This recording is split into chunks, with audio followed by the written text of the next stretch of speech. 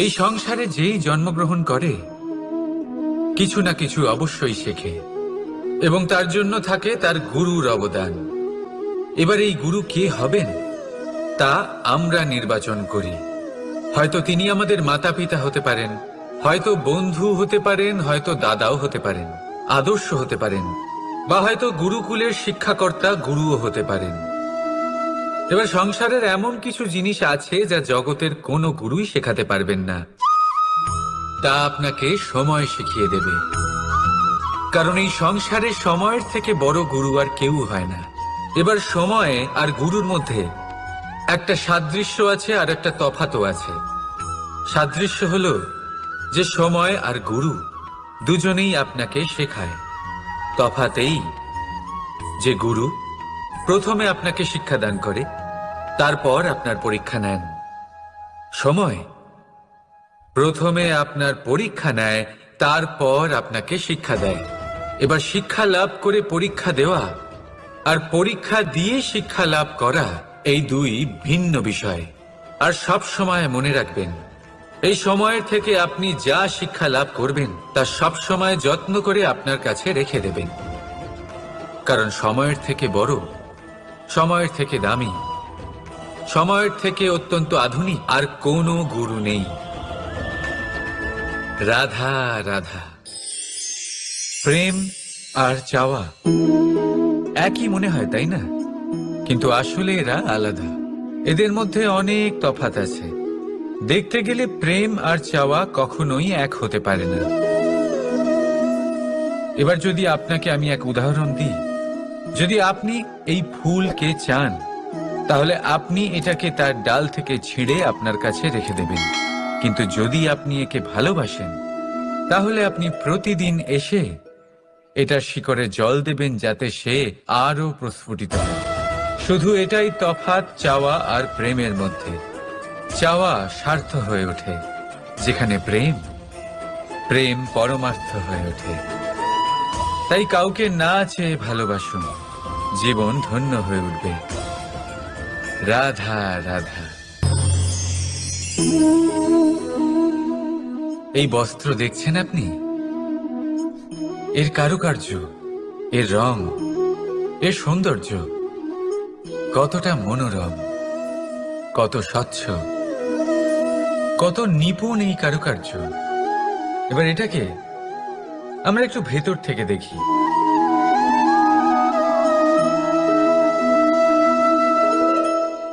আপনি কি সেটাই দেখতে পাচ্ছেন যা আমি দেখতে পাচ্ছি? এটাই হয় আমাদের ব্যক্তিত্বের সাথেও, এটাই হয়। এই সমস্ত ঝামেলাগুলি মিটিয়ে নেওয়ার জন্য আমাদের সেই ঝামেলার মুখোমুখি হতেই হয়। তাই এই ঝামেলার দ্বারা কখনো ভয়ভীত হবেন না। এটাই আপনাকে একটা আনন্দময় জীবনের দিকে নিয়ে যাবে। রাধা রাধা।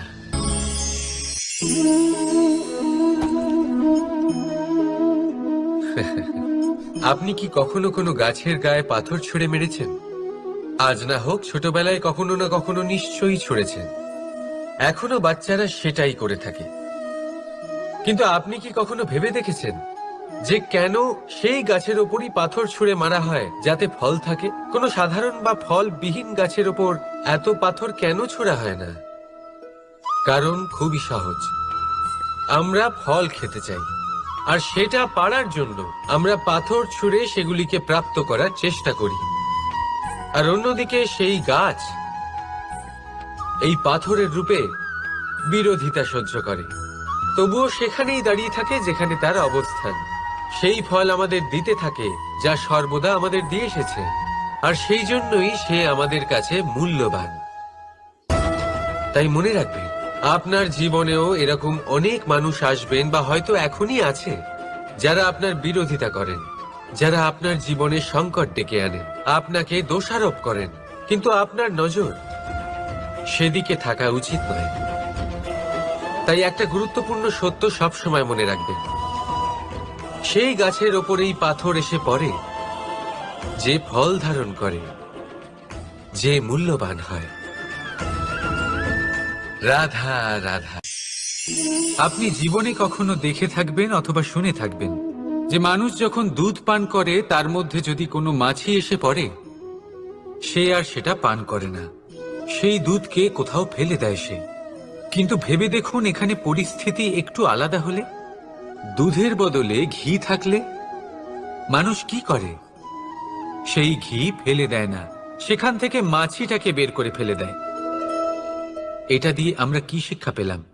এটাই যে এখানে মাছি গুরুত্বপূর্ণ নয়, গুরুত্বপূর্ণ হলো সেই খাবার, ঘি।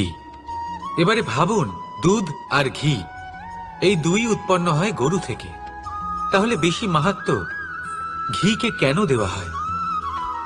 তার কারণ, যে যত বেশি তাপ সহ্য করে সে তত উৎকৃষ্ট হয়, সে ততটা মূল্যবান হয়। এতটাই মূল্যবান যে যদি তাতে কোনো দোষও থাকে, মানুষ সেটা গ্রাহ্য করে না। তাই মনে রাখবেন, এই পুষ্টি অপুষ্টি এ শুধুই নামমাত্র, কিন্তু পরিশ্রম করা, সংঘর্ষ করা, তাপ সহ্য করা, এটা মানুষের অনুভূতি।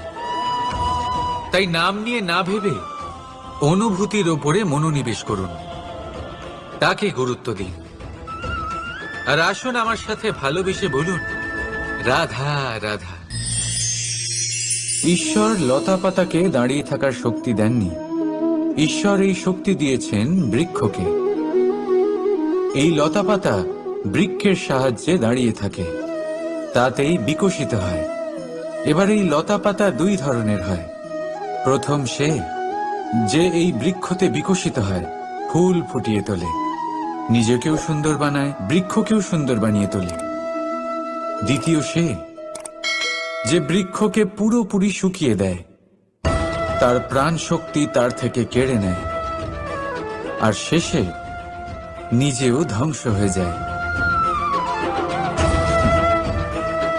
তাই মনে রাখবেন, যে ব্যক্তি সবসময় আপনার সাথে থাকে, সবসময় আপনার সম্বল হয়ে থাকে, সবসময় সে আপনাকে সাহায্য করে, আর যদি আপনি তার সাথে ছলনা করেন, আপনার অন্ত নিশ্চিত। এরকম কখনো করবেন না। সেই ব্যক্তিকে ভালোবাসা দিন, সম্মান দিন, আর আমার সাথে প্রসন্ন হয়ে বলুন, রাধা রাধা।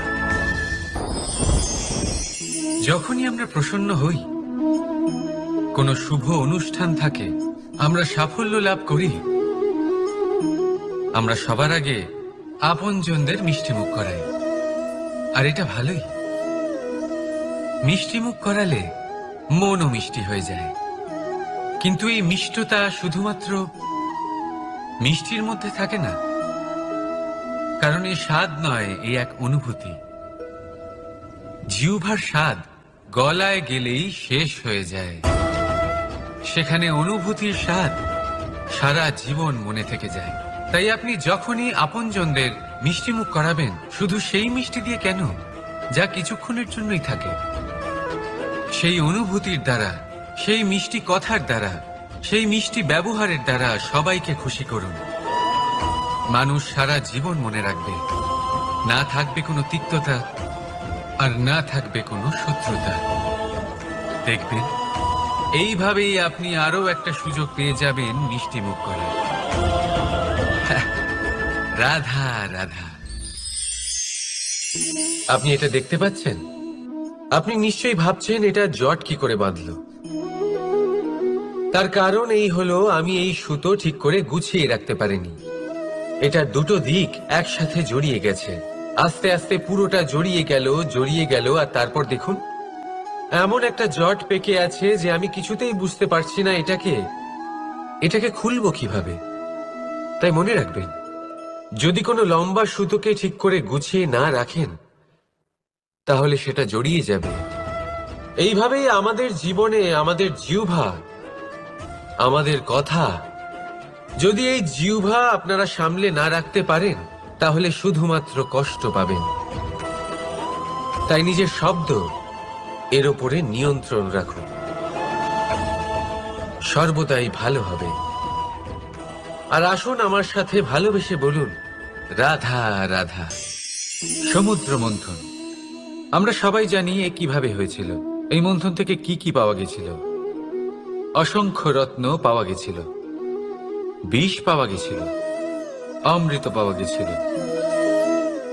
ঠিক সেইভাবেই আমাদের ভেতরেও একটা বিশাল সমুদ্র রয়েছে, যাকে আমরা নাম দিয়েছি মন।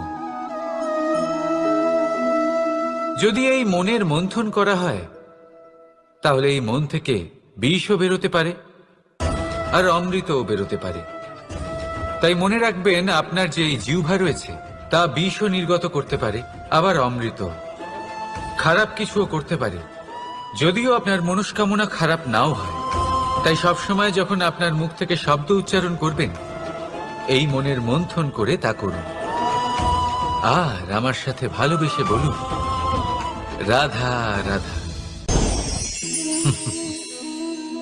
এই ডাল দেখুন, এই সুন্দর পুষ্প দেখুন। এই ডালের সৌন্দর্য হলো এই পুষ্প, আর এই পুষ্পের মেরুদণ্ড হলো এই ডাল। এবার কল্পনা করুন, যদি এই ডাল থেকে এই পুষ্পকে ছিঁড়ে নেওয়া হয়, তাহলে আপনি যাই করুন না কেন পুনরায় জোড়া লাগাতে পারবেন না। এবার যদি এটা আমাদের জীবনে হয়, আমাদের মানুষের, আমরা যদি কিছু পাই তাহলে সেটা সুরক্ষিত রাখি, আর যদি সেটা হারিয়ে ফেলি তাহলে দুঃখে জর্জরিত হই। এবার ফিরে আসি প্রকৃতির কথায়। দেখা যাক প্রকৃতি আমাদের কি শেখায়। এবার যদি এই পুষ্প এই ডালটা থেকে ছিঁড়ে যায়, আর যদি এই ডাল সবল থাকে, তাহলে কিছুদিন পরেই এই ডালে আবার নতুন ফুল ফুটবে। এবার এটা আমাদের জীবনেও ঘটবে, নিশ্চয়ই ঘটবে। সেটাই প্রকৃতি। সেই জন্য জীবনে আপনি যা হারিয়েছেন সেটার বিষয় না ভেবে, যা ফেলে এসেছেন তার বিষয় না চিন্তা করুন। ভবিষ্যতে যা আপনি যত্ন করে রাখতে পারবেন, সাবধানে রাখতে পারবেন, সেগুলির প্রতি একাগ্র হন। বিশ্বাস করুন, এই মনরূপী ডালের ওপর সুখের ফুল সব সময় ফুটবে। রাধা রাধা। বৃক্ষের বীজ একটা সর্ষের দানার থেকেও ছোট হয়, কিন্তু যখন এটা বড় হয় তখন একটা বট গাছের মতো বৃহৎ আর মহান হয়ে ওঠে। গঙ্গা নদী, এর প্রারম্ভ হয় একটা ছোট্ট আর সরু স্রোত দিয়ে, তারপর সেটা বড় ধারায় বদলে যায়, তারপর সেটা নদীতে বদলে যায়, আর তারপর মহানদীতে পরিবর্তিত হয়। আপনি কি বুঝতে পারছেন যা আমি আপনাকে বোঝানোর চেষ্টা করে চলেছি?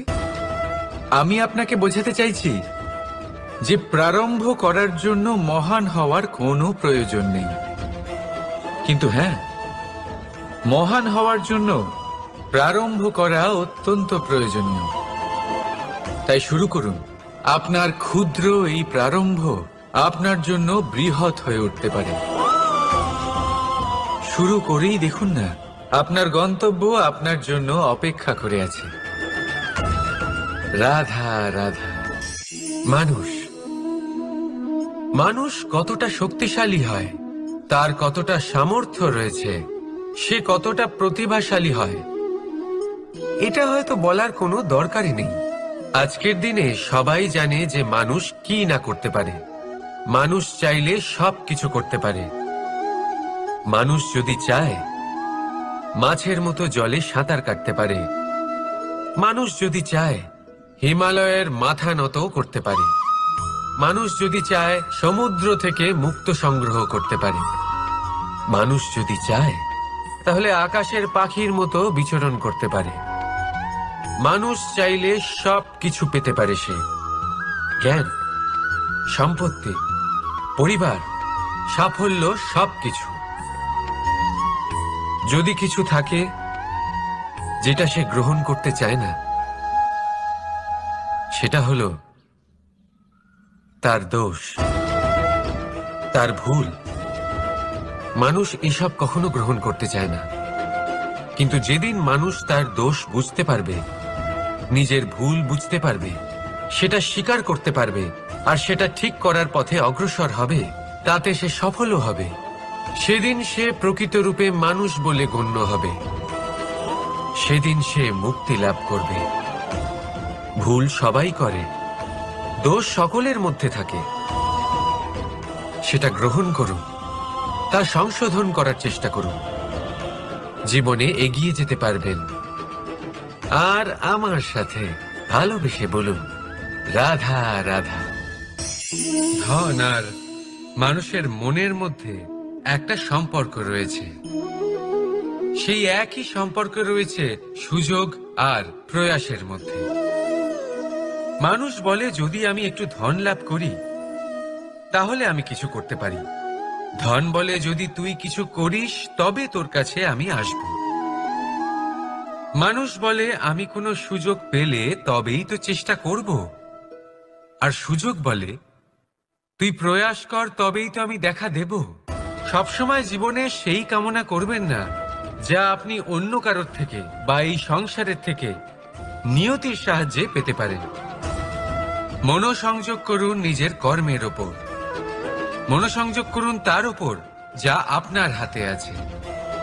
অনবরত চেষ্টা করুন, না কোনো আশা করে, না কোনো আকাঙ্ক্ষা নিয়ে। আর তারপর এই জীবনকে দেখুন, সে সফলতা হোক বা সুখ, সে ধন হোক বা হোক সুযোগ, সব নিজে থেকেই আপনার কাছে আসবে। রাধা রাধা।